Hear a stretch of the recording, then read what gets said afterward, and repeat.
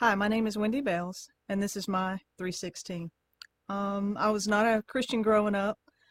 We went to church a couple of times. I can remember wearing a hat on some special day and couldn't figure out why I had to wear the ugly hat. Come to find out that was Easter. And so I went through high school, went through college, the first degree, not really knowing who Jesus was, other than a couple of people who tried to witness to me, and I wasn't very kind. Um, I did finally graduate, got a general studies. It's business, but I call it beerology, and that pretty much sums up what those years were like. Very much in the world and doing those things that the world says is cool. And I went on to paralegal school and met some other people there that were Christians, and we didn't like them very much, and we weren't very kind to them either. But they stood out to me. But I continued to do the things that I thought were what everybody says was the right thing to do, the cool thing.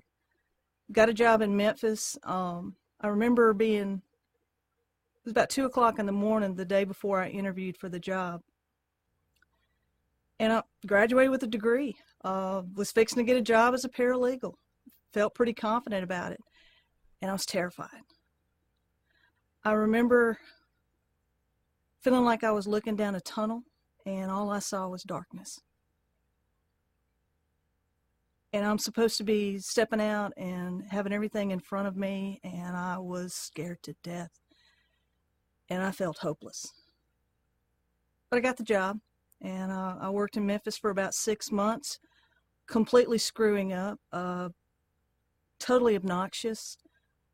Got exactly what I deserved, which was fired, and had to go home. Tail between my legs, and just figured I'd gotten what I deserved, but wasn't sure what I was going to do. Worked for about another 6 months to a year as a paralegal, and in that time period, my sister-in-law kind of motivated me to go back to school to be in nursing, and so I started doing that, taking some classes, and I remember sitting in a pre-nursing class, and I was with this older lady. Desert Storm was about to hit, the first Gulf War. Things were happening, and we were talking about it, and I was nervous. And I remember her looking at me, and she quoted something out of Revelations, and I was terrified. And then I cussed her out for having said those things. And basically what she was saying is it didn't matter. We were going to be raptured. She was talking about Christians. And it scared me to death. And it was probably September, October. And I couldn't figure out, I was like, why did I react like that? So I started talking to my grandmother. And I'd been going to a Catholic catechism classes, and that didn't feel right. I'd gone to Catholic high school for a couple of years. But my grandmother was a teacher at McClendon, and she was well regarded, and she invited me just to come. And I was like, okay, why not? So I came to McClendon, and I came probably about 3 or 4 weeks. In the first 2 or 3 weeks, I remember listening to Brother Savoy and thinking, what is he talking about? And then one Sunday morning, I can still remember him sitting up there. He was preaching. He had on a white suit. And it was like my eyes were open, and I thought, okay, this makes sense. I don't even remember what he preached about, but I just thought, this makes sense. So I walked into Brother Rick's office Monday morning, because Brother Savoy was not in, and I just said, okay, why do I need to be in church? Because that still was Jesus was not a word that I understood. And Brother Rick grinned, and then about 2 hours later, I was accepting Christ as my Savior, and I remember calling my mom and saying, I made a prayer. I'm not really sure what I just did, but I think it's cool. And my mom was very happy, and we talked some more.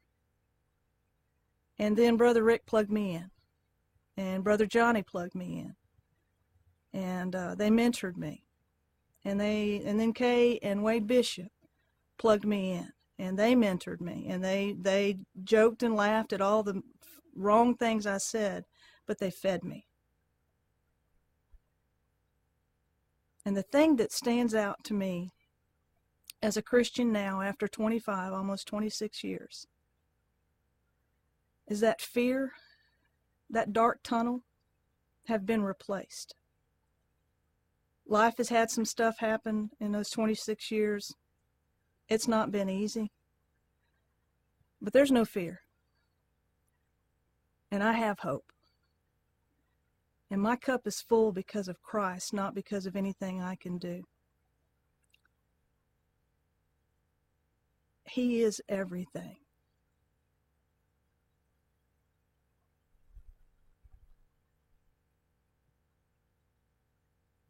He's everything. And that's my 316. Do you have a 316?